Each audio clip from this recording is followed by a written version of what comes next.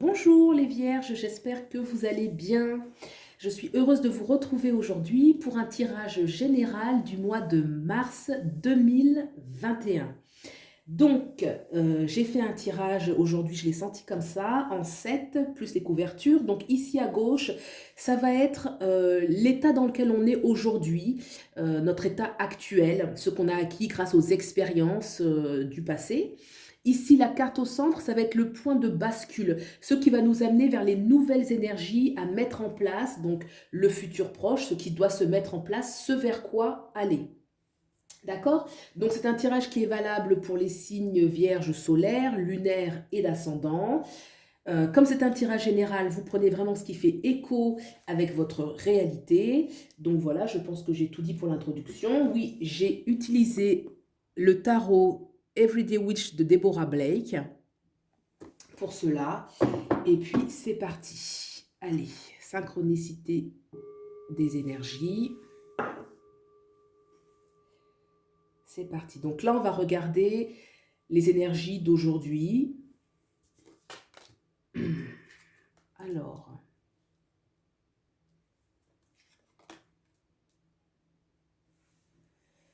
on va regarder tout de suite. D'accord.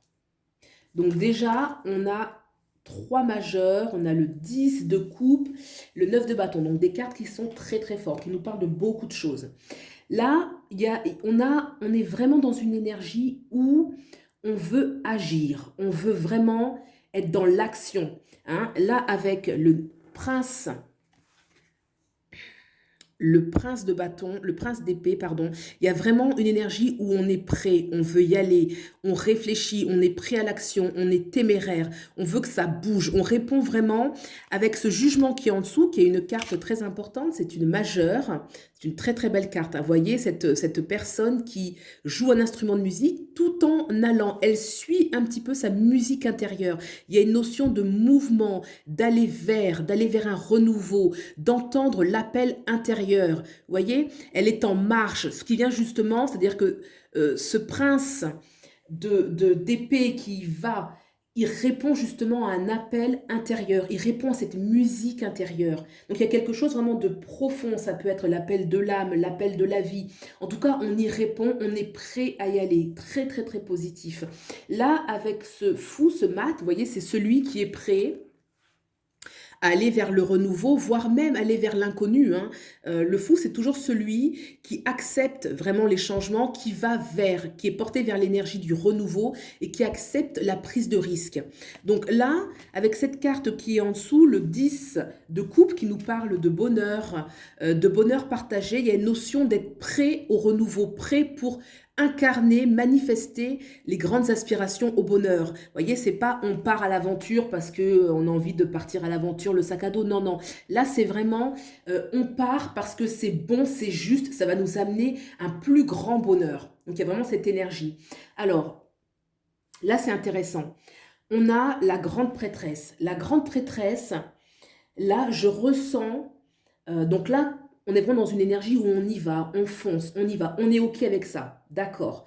Là, il y a une notion où on a besoin un petit peu de se recueillir et de comprendre le choix, ce vers quoi aller. Je vous montre cette grande prêtresse. Là, elle est clairement en train de consulter le tarot. Regardez, c'est très significatif. Elle consulte le tarot, elle consulte une boule de cristal, donc elle consulte les oracles aussi avec le petit chat qui lance un petit peu, je crois que c'est des dés ou des runes, que sais-je. En tout cas, il y a une notion de consulter les oracles. Clairement, cette carte, elle indique que vous pouvez être amené, en fait, soit à écouter votre propre intuition, soit à consulter directement, en fait, des personnes qui pratiquent le tarot ou autre oracle, ou alors d'avoir affaire à des personnes sages qui peuvent vous conseiller, une notion quand même de conseil et de choix à prendre. Ok, on est prêt, mais quand même, quelle va être la stratégie? Avec ce 9 de bâton qui est en dessous, là je vois quand même une énergie où, comment dire, c'est comme si on a déjà combattu, on est déjà dans une énergie où on combat. C'est une personne, regardez, elle a déjà essayé plusieurs baguettes qui sont en bas, qui ont été utilisées, mais elle n'a pas encore réussi. Elle n'en est pas à sa première tentative, vous voyez?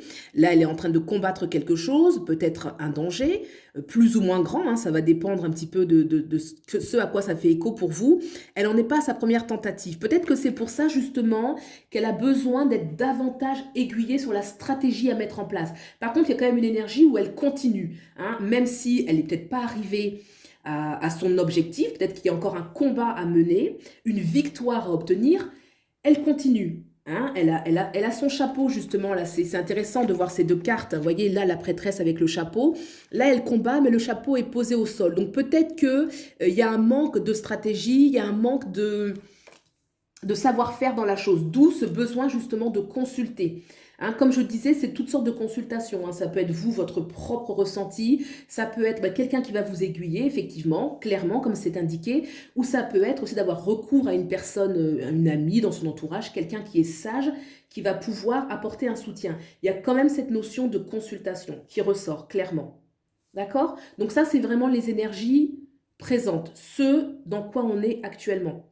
Positif. On va regarder justement ce point de bascule, ce qui va amener justement vers les nouvelles énergies à mettre en place. Donc le point de bascule. D'accord. Le 4 de Pentacle. Le 4 de Pentacle nous parle, donc c'est un jeune homme qui est assis sur un coffre de pièces d'or, mais que lui, il semble, vous savez, une énergie un petit peu, ce qui ressort là, c'est un peu une énergie un peu blasée en fait, hein, entre guillemets blasée. Peut-être qu'il ignore en fait les richesses qu'il a. Peut-être qu'il ignore toutes les richesses qu'il a et que du coup il y a une sorte de doute où on se dit est-ce que j'ai assez, est-ce que j'ai pas assez. Il y a un petit peu l'ignorance un petit peu de ses propres ressources. Voyez, je remonte la carte.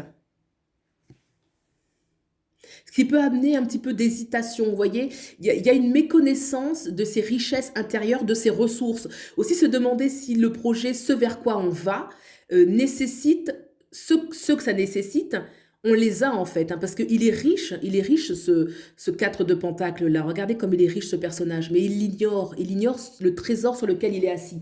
Donc moi je pense que ce point de bascule, c'est vraiment de prendre conscience que les ressources, on les a. Les ressources, on les a, clairement. On va regarder ce vers quoi aller.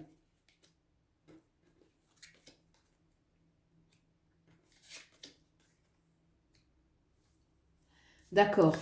Donc déjà, là on a encore, ok, on a une, deux majeures, des cartes importantes aussi. Regardez, ce personnage qui était justement un petit peu dans la méconnaissance de ses ressources, là on voit avec cette carte, le 6 de Pentacle, que non, bien sûr qu'il a. Et il a tellement, ce personnage a tellement qu'il peut même partager avec les autres. On peut être soit ce personnage ici au centre pour certains, ou on peut être les autres à côté, c'est-à-dire qu'on peut autour de soi demander en fait, hein, demander des aides. Il n'y a pas de...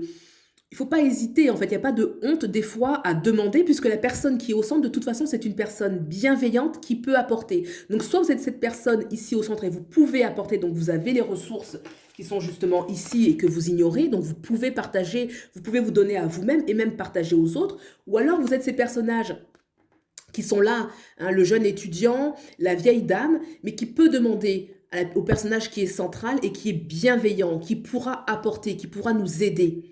Il y a une notion quand même où il y a une notion de partage. Cette notion de partage, elle est renforcée justement avec ce 3 de coupe, le 3 de coupe qui est justement en dessous, qui parle d'une énergie où on célèbre les choses, qu'on est entouré, qu'on est vraiment entouré, qu'on partage les choses. Un moment de bien-être, où on est reconnu. Un moment de convivialité, excusez-moi, ça a bougé. Hop, un moment de convivialité, d'accord ? Donc, il ne faut pas hésiter justement à sortir un petit peu. Là, il y a vraiment une énergie où ce personnage, le point de bascule, là, il est quand même replié sur lui-même. Il est enfermé, vous voyez. Il est enfermé, mais je pense que c'est dans sa tête. Le point de bascule, c'est vraiment prendre conscience de toutes ces richesses et d'y aller. Même la richesse, si on demande, la richesse est à notre portée, en fait. Même si on demande à l'autre, on demande de l'aide, que sais-je, c'est encore une richesse qui est à notre portée, c'est la vie qui veut nous donner en fait. Via les autres peut-être, pourquoi pas, mais en tout cas il y a une notion d'abondance. Cette abondance, elle est là, c'est certain. Alors, On a ensuite ce chariot. Alors là, c'est très central. On a quand même deux majeurs qui arrivent là vraiment de manière centrale au niveau des trois cartes vers le futur, ce qu'il faut mettre en place. Donc, on va regarder en profondeur ce que ça nous dit, hein. Donc, le chariot, là, il y a quand même la notion de choix. Très importante, clairement. La notion de choix, la notion où il faut se lancer un choix réfléchi. Il y a la notion quand même de choix réfléchi. D'où peut-être la grande prêtresse qu'on avait ici, où on réfléchit, on consulte, on voit vraiment la direction à prendre. Là, clairement, le chariot nous parle toujours d'une roue d'une nouvelle étape, hein. C'est la destinée qui va se mettre un petit peu en action, une nouvelle étape, mais qui va quand même être déterminée par un choix. Vers quelle direction, quelle est la direction, la bonne direction que je dois prendre. D'accord? Alors, en dessous, on a la justice. Alors, qu'est-ce que nous dit la justice ici? Je vous montre la justice. La justice nous parle forcément un choix qui nous semble juste déjà. Un choix qui est juste, qui correspond à ce qu'on veut réellement. Bien sûr, ça peut demander de la rigueur, de se poser, de réfléchir qu'est-ce qui est juste, qu'est-ce que je dois faire, de réfléchir avec rigueur. Mais cette justice, ce qui m'interpelle, c'est qu'elle a l'œil, vous voyez, qui n'est pas voilé. Donc ça veut dire que quelque part, elle sait, elle voit. Vous voyez, elle n'est pas voilée. Il y a un œil qui est un petit peu démasqué. Vous voyez, le bandeau autour de l'œil, elle voit. Donc, il y a une notion quand même où c'est possible d'écouter sa voix intérieure, que peut-être on sait quelle est la direction à prendre, mais on n'ose pas vraiment. Vous voyez, peut-être cette notion aussi, pourquoi est-ce qu'il faudrait demander conseil? Parce que peut-être on n'ose pas vraiment. Mais cette justice, moi, je vois qu'elle voit. Elle voit. C'est juste qu'elle n'ose pas encore. D'accord? Alors, avec la reine d'épée et le 9 d'épée en dessous, d'accord, donc cette reine d'épée, la reine d'épée souvent, elle sait, c'est la reine qui combat, mais qui combat surtout les doutes. Vous savez, les idées où on se dit je suis pas capable, voilà, j'y arriverai pas. Le fait que ça apparaisse encore là dans les énergies à venir, ça veut dire que les doutes, les doutes font partie un petit peu de l'expérience de la vie et que le mental peut encore revenir. Vous savez, le mental qui dit voilà, est-ce que je vais y arriver? Est-ce que c'est une façon de dire, une mise en garde en disant que de toute façon, ces notions de choix, elles peuvent être parasitées par ces notions de doute, ces notions où le mental, hein, le petit mental, le mental inférieur est toujours en train de cogiter et nous remet encore un nouveau tour de voilà, est-ce que c'est vraiment la bonne décision? Est-ce que je ne vais pas me tromper? C'est clairement indiqué avec ce 9 d'épée, où on voit ce personnage-là dans la nuit qui a du mal à dormir, qui est un petit peu tourmenté. Et là, ce sont des tourments intérieurs. Alors moi, ce que j'aime dans cette carte quand même, c'est que regardez à droite ici, on voit quand même une fenêtre ouverte. Donc là, c'est l'aube. En fait, on n'est plus vraiment dans la nuit noire profonde. C'est déjà l'aube. On voit déjà le soleil se lever. Il y a cet oiseau comme ça qui va incarner la liberté, qui est prêt à s'envoler. Donc c'est quand même une carte qui, même si elle nous parle de tourments intérieurs, elle nous parle aussi de renouveau. Elle nous parle un petit peu d'être au bout du tunnel. D'accord? Donc, c'est quand même, ça nous dit quand même que voilà, faut le savoir que ce mental, c'est un petit peu des fois c'est comme une sorte ça parle, hein, c'est le mental qui s'arrête jamais, ne pas trop en avoir peur et surtout savoir trancher. Parce que la reine d'épée, elle a cette capacité, vous voyez, cette épée, en fait, elle tranche les mauvaises idées, elle tranche les mauvaises pensées. Ne pas hésiter à trancher dans le vif. Parce qu'en plus, il y a ce renouveau qui est annoncé. D'accord? Voilà, donc écoutez, c'est un tirage général. Toutes ces énergies, vous voyez un petit peu dans quoi vous pouvez les appliquer, si c'est le domaine, dans tous les domaines en fait qui existent, hein, c'est vraiment un tirage général. J'espère que ça vous aura parlé.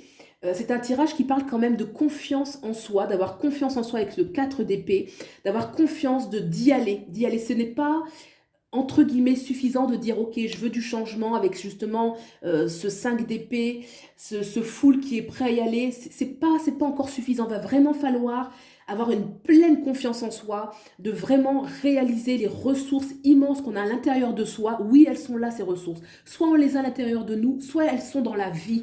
La vie est prête à nous les apporter. On est prête à les partager. On est entouré. D'accord? Et ensuite, cette notion de choix, de prendre vraiment une direction, de prendre la bonne, ne pas avoir peur. Il faut y aller, il faut se lancer. Il y a vraiment des grands choix à faire avec ce chariot et cette justice qui nous parlent vraiment, hein, ces deux majeurs qui nous parlent vraiment de il faut y aller, il faut faire vraiment ce qui est juste pour soi, de faire ce qui est juste dans nos propres valeurs et de ne pas avoir peur de toutes ces pensées un petit peu négatives et de quelque part, de ne pas hésiter à y couper court. Avec la reine d'épée, il y a cette notion un petit peu de rapidité, de couper court, de ne pas les laisser nous manger. Pourquoi? Parce que le renouveau est là. Regardez cette énergie, comme je vous disais, ce soleil, l'aube, le renouveau. Donc moi j'aime quand même j'aime beaucoup hein, le carte, là on voit le jugement, là où il faut garder cette énergie première, celle qui nous dit d'y aller, celle qui nous pousse vers le renouveau. Et cette carte hein, qui se termine comme ça, hein, garder le regard tourné justement vers ce renouveau, ce beau soleil, hein, avec l'oiseau qui part, qui s'envole, voilà, vraiment vers le renouveau. Voilà, et bien écoutez, si ça vous a plu, vous pouvez soutenir la chaîne, liker, vous abonner, partager. Je vous remercie et puis je vous dis à bientôt. Au revoir.